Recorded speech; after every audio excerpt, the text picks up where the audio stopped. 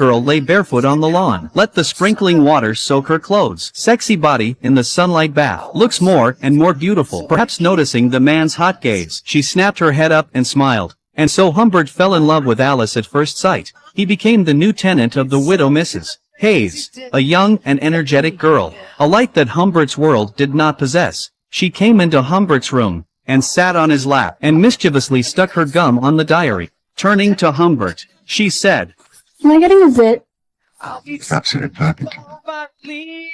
A cry from Mrs. Hayes interrupted the cozy time of the two of them. Alice rushed back to her room. Humbert also immediately stuffed the gum into his mouth. This was definitely the best gum he had ever tasted. But Alice's teasing didn't end there. While swinging in the garden, the two of them were in close proximity to each other. While her mother poured the wine, her behavior was even more reckless. She kept rubbing her toes against Humbert and throwing braces into her glass. When her mother returned, Alice even folded her legs, curled up in Humbert's arms. Her mother couldn't stand it. She sent her back to her room. Mrs. Hayes, who had been lonely for too long, was equally fascinated by Humbert. In order not to be disturbed by her daughter, she sent Alice off to summer camp. Before leaving, Humbert looks out the window with reluctance. When Alice looked back, she saw him, immediately jumped out of the car and ran upstairs. She jumped into Humbert's arms and said goodbye to him. Humbert was completely fallen in love. After Alice's departure, Mrs.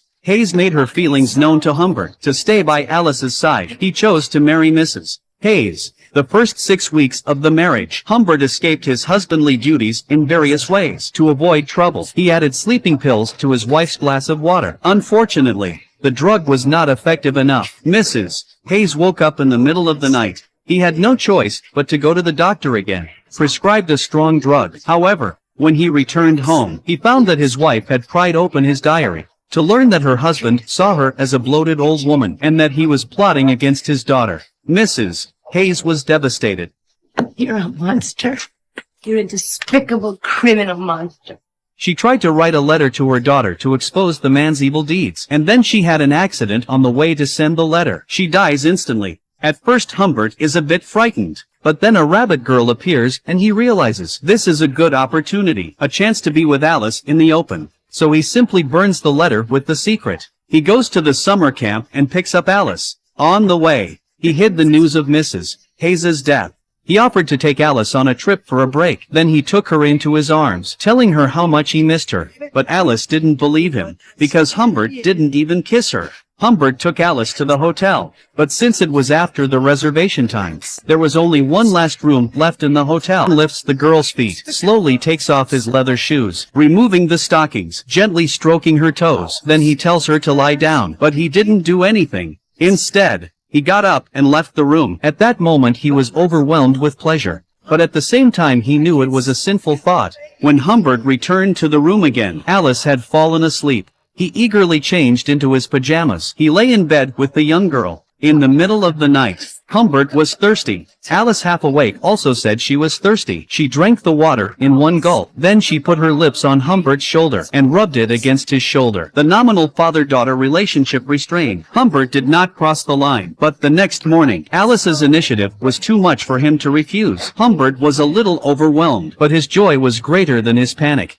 He had a smile on his face that he couldn't contain. Alice leaned into his ear, talking about her little secret with some boy at summer camp. And then she got up and tried to show Humbert. On the drive, Humbert's eyes kept on Alice. She became more and more concerned with the story with the boy. The sensitive state of the young girl also noticed. She immediately called Humbert to stop. She wanted to call her mother at the gas station on the side of the road. But this phone Humbert cannot get through. He had no choice but to tell the truth. Alice learned that her mother had left her forever. She cried all night long. From then on, she had only Humbert to rely on. Then the two of them began their frequent travels. On the way, Alice was as naughty as ever. She deliberately flushed the toilet when Humbert was taking a shower. Seeing that the other party was about to get angry, she immediately left her red lipstick on the foggy glass window, leaving her red lip prints. The final destination for the two of them, Humbert's college. On the way, Alice kept getting into trouble, but Humbert couldn't get angry at all. He felt like he was in heaven. Although the color of the sky was the same as the fires of hell, but he was still in heaven. They stayed in the hotel all day. As time went on, Alice came to realize that their relationship was not normal. To get rid of Humbert's control, she began to learn to use her body to get the payment she deserved from Humbert. This also makes Humbert's sense of crisis stronger and stronger, especially after one of Alice's deceptions. In a fit of rage, Humbert slapped her directly. Go ahead. Murder me. Murder me like you murdered my mother. Sorry. Murder me like you murdered my mother. The grieved Alice rushed out in the heavy rain. She wanted to leave, but soon she changed her mind. She wanted to start a new journey. Hey, and let's blow this joint. But she had one request, and that was that this time she would do what she wanted. Alice was excited about this new trip, but at some point, there was a car following them. During a break on the way, Humbert noticed that a strange man was talking to Alice. He was immediately on edge, but Alice didn't care, and changed Humbert's recorded license plate number without permission. In anger, Humbert became angry again. He took Alice to the hotel and locked her up. He went out alone to find out what was going on. But when he came back again, the scene in front of him completely stunned him. Girl was unkempt. Her hair was disheveled. Girl was unkempt. Her hair was disheveled. There was a scribbled lipstick mark on the corner of her mouth. Clearly some story had just happened. I just got up. Don't lie to me.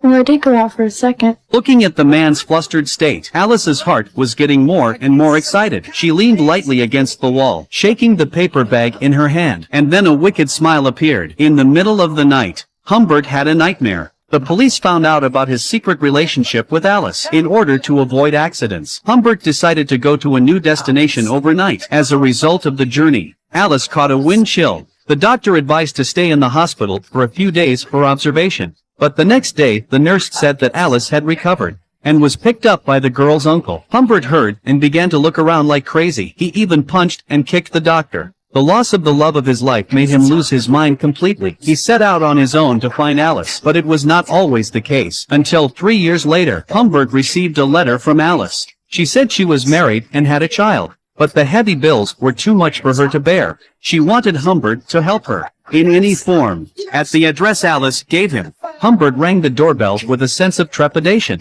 The woman in front of him had lost her girlish form. The graceful figure had become swollen, but this still did not diminish Humbert's love. He wanted to know who had taken her in the first place. As Alice said the name of the person, memories flashed back. It was the middle-aged man they'd met at the first hotel. He was a complete pervert. He took Alice just to make an indecent video. After hearing this, Humbert was heartbroken. He loved her more than anything else, even though she was withered and bloated. But he didn't care. Just one look at her, 1,000 tender feelings came to him. To avenge Alice's death, Humbert found a man's house without saying a word. A shot to end his regret. Humbert, tainted with human life. Humbert lost his soul and drove down the road. He didn't think about running away. He turned the steering wheel and drove up the hill, looking at the town in the distance. What I heard then was the melody of children at play, nothing but that. And I knew that the hopelessly poignant thing was not Anita's absence from my side, but the absence of her voice from that chorus. 自此电影《一树梨花压海棠》全篇结束。